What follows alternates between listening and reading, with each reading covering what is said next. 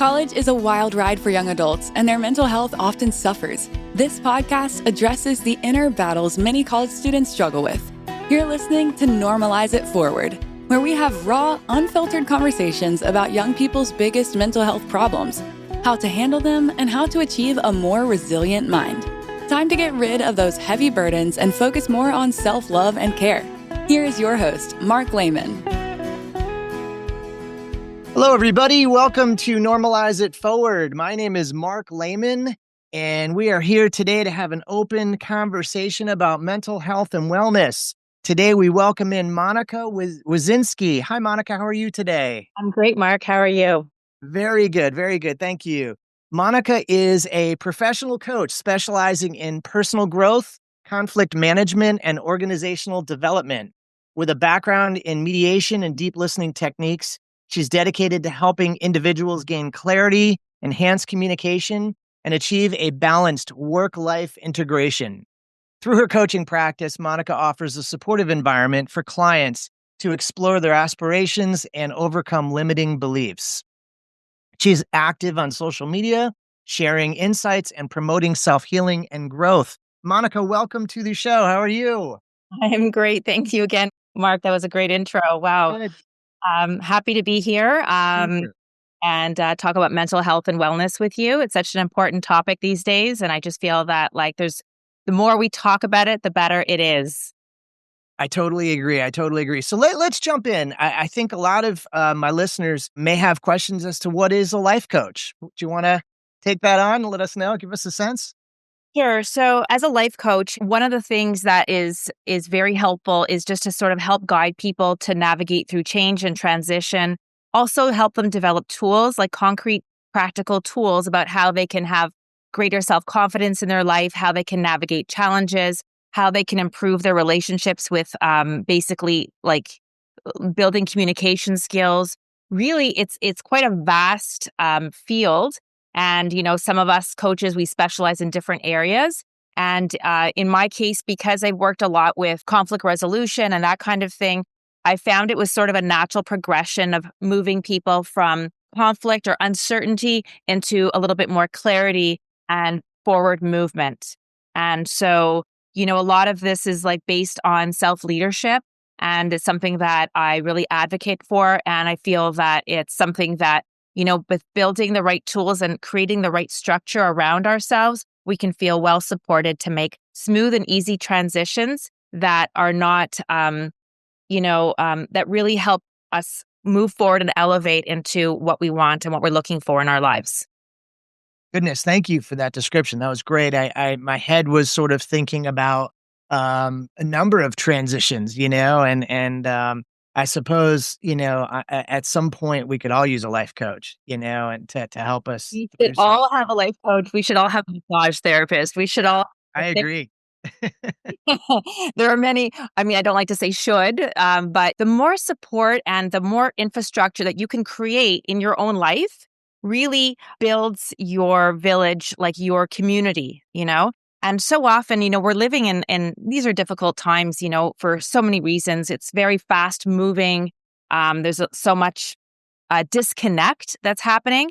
And I really feel that any movement that you can make towards greater connection is really, really important because, hundreds and thousands and thousands of years ago, people raised children in little villages and we had families and everyone was part of like a greater community. So how now in these times can we build more community, more connection, more support, and help each other, really?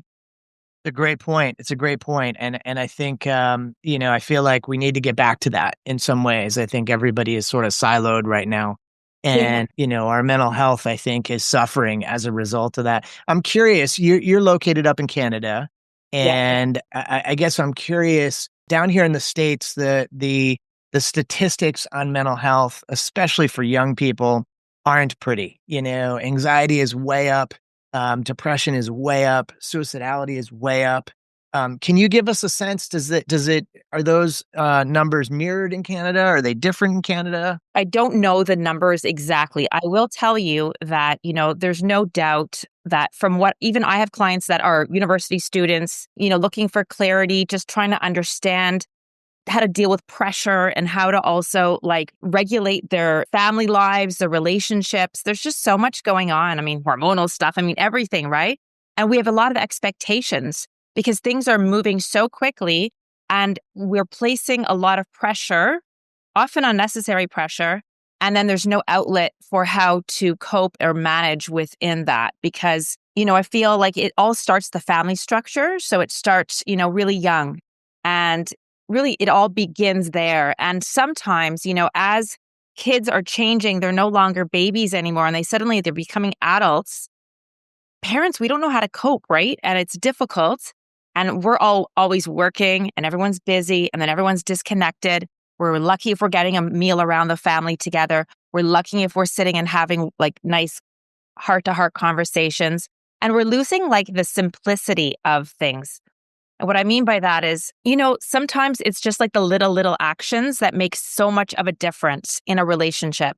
So whether you're talking about a family relationship between parents, you're in a professional setting, in the workplace, you're in a relationship with your love partner, it's like sometimes it's just like the little things of like a little helpful hand, allowing people to know that you're there and you're present, listening, like really actually listening and being present. We're always about production, achievement, moving forward, but it becomes very mechanical and it's not coming from the heart. So the heart gets missing in all of this.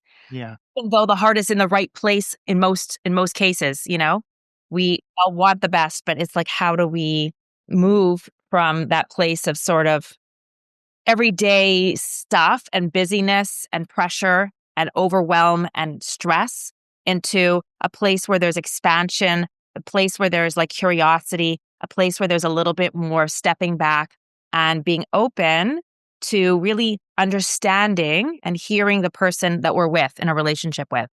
So that could be a parent-child relationship, or that could, like I said, it could be in the workplace. It could be with your professors. It could be with, your boyfriend or girlfriend or anyone else.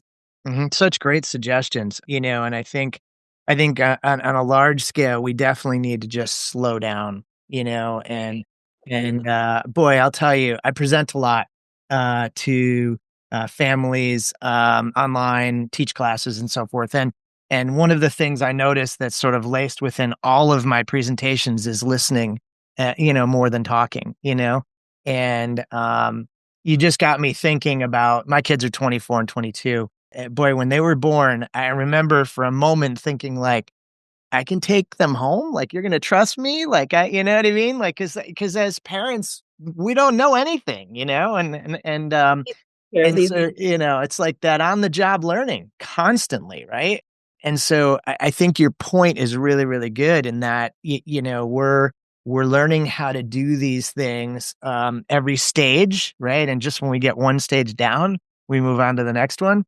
But even more, I think right now there's a lot of pressure on young people, and it becomes kind of in some ways our job at home to do what we can to relieve that pressure, and give them some space to not feel so intense all the time, and to not use the word chasing, to not feel like they're chasing something. Not even sure what they're chasing, but I feel that's making me think of something when you're speaking about that. It's just, I really feel, yes, there is that responsibility that we have to the loved ones around us and the presence that we need to provide, but it also comes back a lot to our own selves. So what I mean by that is, there's so many amazing tools and tricks out there right now for in terms of mindfulness. Sometimes let's say as parents, or if we're going to even just talk about our own selves and what we've all been through, and even for youth, like for teens or for anybody, it's taking a moment to like find out, what do I need right now? Like, what do I need right now? Do I need to take a break from this situation? Do I need to step out? Do I need help? Do I need to just take a breath for 5 minutes and come back to it? Do I need to explain myself? Like, it's so tricky. And then using tools like mindfulness is like something that is really supportive in all of that process, like of slowing down, right? Because I know I go a mile a minute, like all the time. I also know when to stop, and I have scheduled like stop and breaks with myself right. where I do yoga, where I breathe, where I journal, where I connect with myself, where I get somatic therapy or whatever it takes to be in touch with myself and what is happening. So this is something that's so accessible and available. So I feel that like as role models or in a relationship, a lot of it is role modeling also. So the other individual that we are in a relationship with can also kind of feed off of that. It's a great point. It's something I talk a lot about on the podcast, self-care. And self-care is something that clearly you do, clearly I do, to give ourselves some room. Because if we are, moving intensely throughout the day and we don't do that, our own mental health and wellness really suffers. So yeah, that's not only important for parents, and partners, but definitely important for kids, young kids, to understand, hey, look, if you're going to move intensely throughout your day and you don't have any way to let the air out of your tires, at some point, your tires are going to explode, You So have to you made, turn it off. exactly. You made some great suggestions. And I think breaks from technology, super helpful, right? Super Important. helpful. Yeah.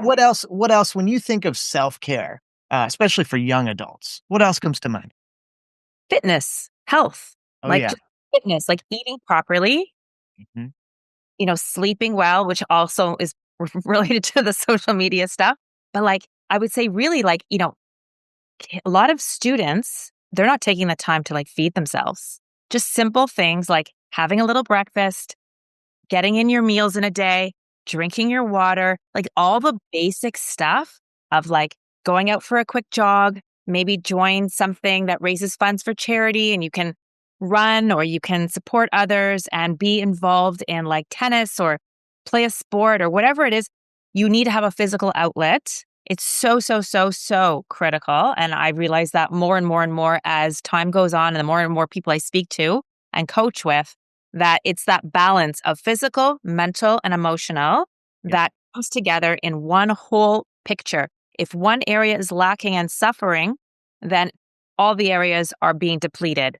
So feed your body, self-care, there's like classes out there, there's retreats. I mean, when I was 17, 18, I was going on meditation retreats, I mean, it was really weird then, but now it's not weird at all. Like, Right. yoga was like crazy back then. Like, what? You do yoga? What do you do? Put your, feet over your, like twist yourself. Like, well, now there's like 45 million different kinds of yoga and everyone does it. So Right. having mindfulness, like any activity that allows for self-reflection, alone time, thoughtfulness, slowing down, having some soup, on a cold day or hot chocolate or something. And just like saying, hey, what do I need right now? Talking to a friend, looking at who are my close ones, who are the Mm. people that matter. And Mhm. sometimes we spread ourselves all over the place, it's like peanut butter on toast, just, but Mhm. we can't be everywhere. We can't do everything. Like you said, we have to recharge, unplug at times, just like a battery or a computer or anything else, and reset. And then you have that recharge and you're coming from a place of being well nourished, feeling love and support. Your mental landscape is clear. You went out for a jog or you had a big, something, you had a nice, it's different for everyone, right? Some people it's external, like they like to go out and do stuff and that charges them. And other people like to do internal quiet things like take a bath or take a bubble bath and journal or something like that. But like whatever it is that feeds and nourishes you, finding how to come back to your reset, how to come back to your center. So you have the sense of mindfulness and you're able to keep going on and then taking a break when you need it. Could be the best definition of self-care I've heard before, Monica. No, really. I mean, because I think, sort of from my perspective for young adults, it can't be scrolling. It can't be social media. It can't be, it has to be something, as you said, for themselves. And I always tell young people, find one thing, find a place to start. Maybe it's water. Maybe it's like, hey, do you know how many kids out there walking around dehydrated? Like, get decent amount of water. So tired. It makes you Of course. Yeah, of course. So like get decent water intake for a week and yeah. tell me how you feel. You know what I Just mean? Yeah. Like the So, simple thing. Yeah. right, right. But so much of what you said, I mean, I'm hoping my listeners hear something and they're like, I'm going to try that because, journaling and yoga and meditation and breath work and water and exercise is huge. There's so many forms of it, right? Well, and it's like, who doesn't want to like love and take care of themselves, right? The problem of social media is just like there's so much pressure and it exaggerates the pressure. There's like expectations and like there's comparisons and competition and it becomes a one up. And it's not real. It's just, Right. it is and it isn't. So it's confusing. And so really it's like the one thing we can do, as Americans, Canadians, the one thing we can do really in North America here is just like find your center and be your individual self. Like really, whatever it is you're going to do. I mean, the world is going like, how do you stay in the center of the storm? How do you stay grounded Right. and allow this crazy stuff happening on this corner and someone is going through a lot and it's a friend and you want to be helpful and support. And then your parents are putting this kind of pressure on you, or there's this expectation to do well and succeed and be successful. And you don't even know there's a lot of moving parts. So find your ground, find your center, breathe. And yeah, it sounds like hippie stuff, but It works. It works. It works. It definitely works. Whether it's hippie stuff or not, it works, never works. I mean, Yeah.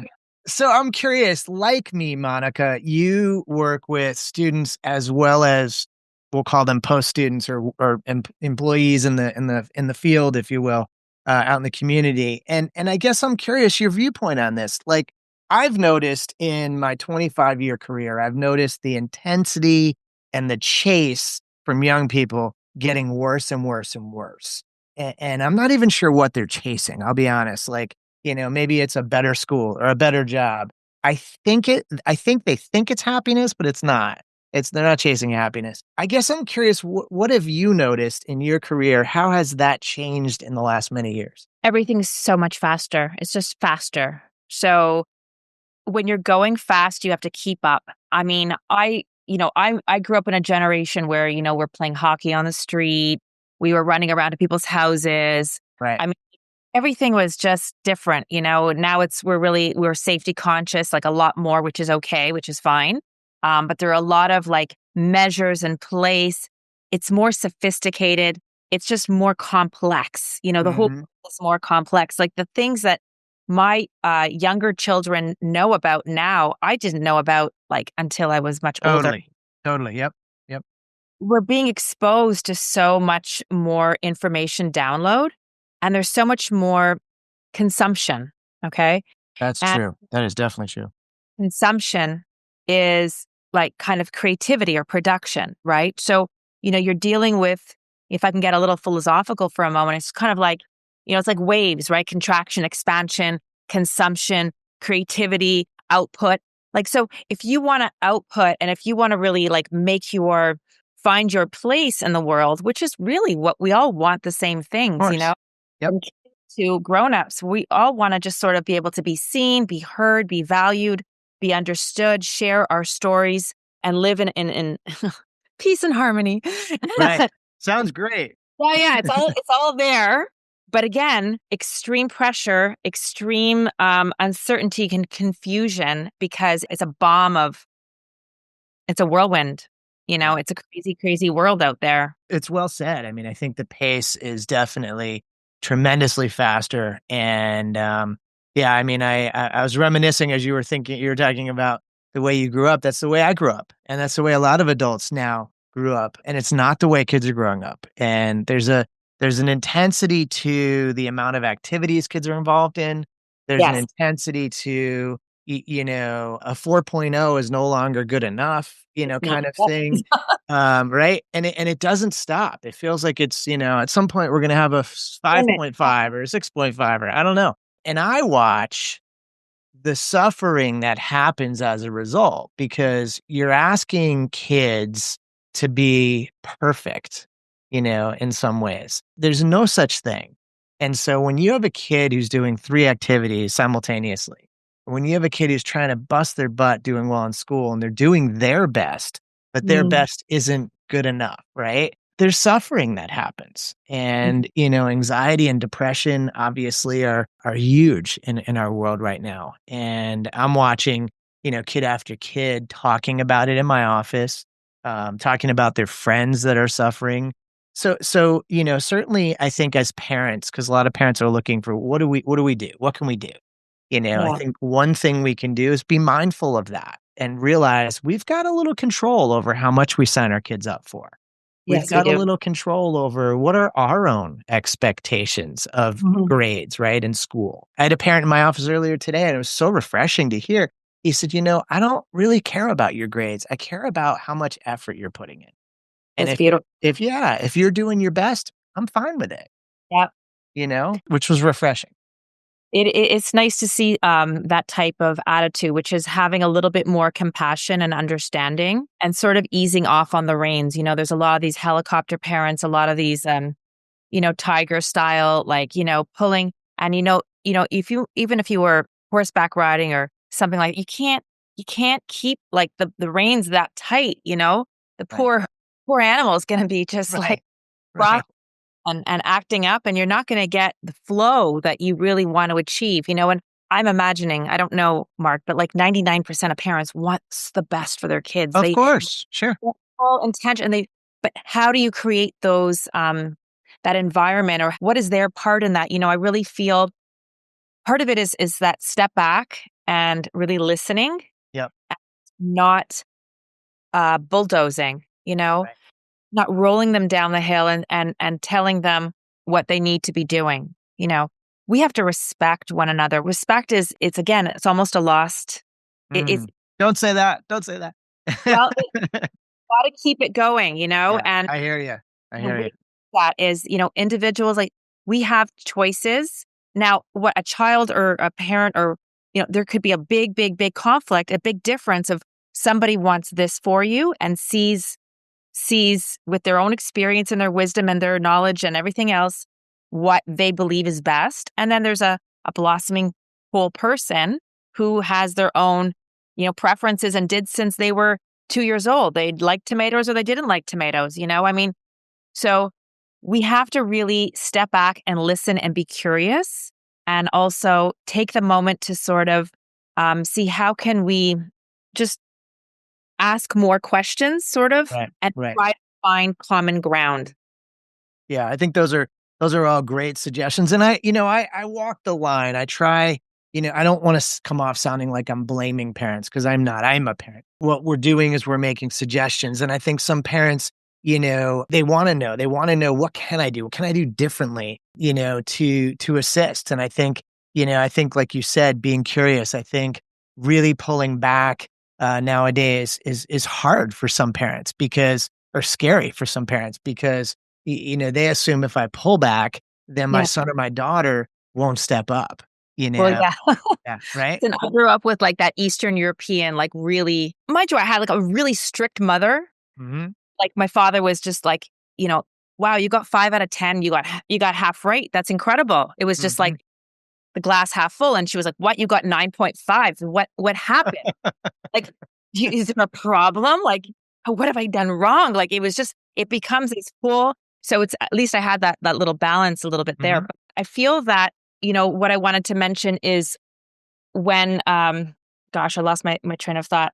It's not about perfection, it's really about keeping progress happening and connecting with your child in simple things. So it's not always about conversations, about serious conversations about where you're going in your life and who are you with, and, like, it's not always the heavy stuff. It's kind of just like, sitting around at the dinner table or watching a TV show and chit chat, and, like, allowing openness to be there so that they know they can turn to you in hard times, like being there and having those conversations in the car when you're driving to an activity, and not always making it about, so, "Oh, how did you do at like, how was school? What happened today?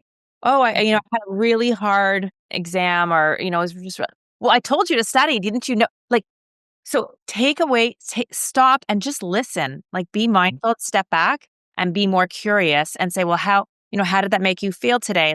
What would you have done better?" Like, ask more questions and stop feeding and telling. I feel like I'm really I'm against the parents today, but I'm really not. No, it's a great suggestion though, because I think some parents will ask in such a closed way, and then they get a closed answer, and they'll say, "My kid doesn't talk to me." Yeah, right? Like, You know? just be there and do stuff with your kids too. Right. Right. Like so busy and parents work so hard and Oof. it's tricky to balance all the stuff of life for all of us. So just try to find some time to do, remember how you used to like going cross country skiing, or remember how you used to like going fishing together. Remember how you used to like whatever. So, and do those things from time to time. If it's art, then do that. If it's just find some Suggestions. bonding activities that are not related to success and progress and perfection and the future, and Yep. just be present. Yep. Be present, spend time. Great suggestion. That actually leads to my next topic I wanted to ask you about, and that's time management. I feel Yeah. like that time management or poor time management for a lot of young people leads to a lot of anxiety. And I think a lot of adults could work on this as well. But I'm curious, I'm sure that's a topic that you've worked on with individuals. What have you noticed, in the past has been a helpful suggestion or tip around time management? So one of the things that I recommend is, you know, there's two ways. First of all, a lot of people, they will do all their little tasks first, right? Mhm. You make a list, you go through it, you check things off, and then you feel, okay, eventually I'm going to get to this big thing, this that I have to do, the dooming thing that is on my back, that is like the dark, dooming essay I have to write or whatever it is. So it's the reverse that's true. So if you take the first 90 minutes of your day or even an hour, Mhm. you sit down, you have your tea or something like that, and you sit down and you write and you do your activity, the difficult thing, a little bit. Mhm. Drop Mhm. in the bucket, a drop in the bucket, a drop in the bucket. Don't leave it to the last minute, because if you don't want pressure, it's going to happen. So this is a lot of it is really scheduling things. There's calendars, there's tools, there's so many apps out there that can help you. There's coaches that can help you. And it's also focusing on your day and when you're most effective. So if Mhm. some people work really well in the night after supper and they can plow through doing whatever it is they need to do, and other people, it's really they're morning people and they function. So try to think about when you function best, schedule Smart. in important stuff, and then you can do all the other things later, like the quick things. I don't Smart. know. Yeah. Smart. Yeah. No, those are great suggestions. I think, gosh, so many of my students come to me and they're sort of, self-disclosed procrastinators. I procrastinate. I'm like, I get it. Everybody does, to some degree. And look, we all know, as you were alluding to earlier, we all know where that goes. Like, we all know if we push something off, it doesn't just magically get done. Like, we have to do it anyway. And Get now 'em our done. backs up against Yeah. right. Exactly. So chipping away at it, I like what you said, chipping away at it. There are a ton of really good task-related apps out there. Yeah. None come to mind right now, but I've had so many people use so many different apps over the years that I suggest my listeners to really, to think about, is there something out there that you could use as a tool, that might help keep you sort of in check? And as you said, sort of chunk it up a little bit and face that difficult item that we're looking to avoid, right? Because Mhm. every student knows what that means. Oh Uh, boy. Yep. yeah. And I would imagine in the working world too. I mean, that's those are the kinds of things that if they haven't resolved, they come back up. They do come back and they haunt you. And it's nice to like build that resilience up, and remember the amazing feeling you're going to have when you know it's actually done. And Yeah. that builds more and more confidence. And referring back to those episodes of those situations where you accomplished something great that was not necessarily easy to do, and it was big, and you Mhm. did it, and how Mhm. you got through it, and referring to those reference points. So that is also a really helpful tool. Huge, huge, huge. Monica, let me ask. I know you've got kids. You have a couple kids, or you have a couple I have a kids. little girl. Yeah. Boy and a girl, as do I. Let's eliminate them for a minute and ask this next question. Enjoyment. Like, I feel like for young people, enjoyment is overlooked, and they might even look at us and go, "Oh, they don't enjoy life. There's nothing they do." And then, so I'm curious, what's your go-to? What do you enjoy on a day Mm. to day? If you have some free time, what do you enjoy? You know what? I have to tell you, Mark, that is like the most beautiful question, because enjoyment is so overlooked on a daily basis. And I get enjoyment out of being with my family, like being with my kid, being with my loved ones. It gives me a lot of joy. And I have to also be in that state of mindfulness and where my head is kind of clear. And so what I do is I intentionally have to put my phone away. Even me as an adult, Oh yeah. Yep. I put my phone away because otherwise I say, I want to just text myself another thing or another reminder, or I have to check this quickly or hold on. And I can't, it's be here, be now with the presence of these people, these humans that you love so much and that feed me on such a deep level. There's no words for it, right? It happens immediately. So I get enjoyment out of being with my family. I obviously get enjoyment with being like doing activities that recharge me, and I seek that out. So people that I find are really fun to be with, are very supportive, or are just like wonderful, cool people that I love being with, I will like spend some concentrated, designated time. I know it's very compartmentalized, but it has to be. And then I take that and I savor all the diamonds from that, and that charges me for a couple of days. So I love it. I love it. It's compartmentalized because it's strategic, yeah, and you want to make sure that you enjoy life. For me, it's music. I love music, and sometimes I'll combine that with, go to a concert with my family, or, music with exercise or a spin class or something like that. But yeah, for me, like, that is an enjoyable thing. Even if I have 5 minutes to listen to a great song, yes, I'll do that because that yeah. creates the enjoyment for me. So I think everybody should have their go-tos, maybe several go-tos, but things that, create enjoyment for you. So again, for my listeners, I just ask that you guys think about it. You think about what is your go-to? I would expect it would be different than ours, but I would hope that you would, if you don't have one, you'd find one, because It- enjoyment is something that, as you said, it's overlooked. And honestly, if they're not strategic, they may not be focusing on it, which is problematic. So all right, last question. I'm going to put you on the spot for this one, but a good question to ask. So part of normalize it forward is, I like to have the conversation continue to move forward. And so I usually will ask my guests to nominate a friend, a coworker, a relative who you'd think would be good for me to interview next. Do you have a sense of who you'd like to nominate? I have like three ideas. Okay. Okay. Exactly sure which one You would. nominate all three. That's fine. Okay, I'm going to nominate a gentleman named Scott Simons, Okay. who works in health and wellness. Hmm. He is a very interesting person who I know practices what he preaches a lot. He's very involved in building something called Human Club. And it's kind of growing, and he's an entrepreneur, and he's worked a lot with, companies and like individuals, providing meditation and yoga and retreats and Love it. all Love it. and fitness. Awesome. He's had an interesting background where I think he has a lot of that he can connect to in terms of mental health. Fantastic. I also have a lady by the name of Randy Brandman. And Randy Brandman is the school counselor for almost 30 years at St. George's here in Montreal. She's a really wonderful experience. She works with youth. She's obviously as a school counselor, and she's just very wise and knowledgeable and fun and relatable person. Awesome. And she's also a parent. And yeah, I mean, I can go on. I have a lot of contacts, so I don't know where you want to go with this. I have another friend who is a life coach, and he formerly, and actually probably still does, has worked as a suicide prevention group leader and trainer for many, many years. And so he's dealt mainly with the recovery groups for parents who have Nice. lost a child, and also with people that have been in deep depression and working with suicide. And so but now he's veering more a little bit into the coaching, but he also still has that. And that's been a volunteer position for quite a long time. Fantastic. His name? Greg Kligman.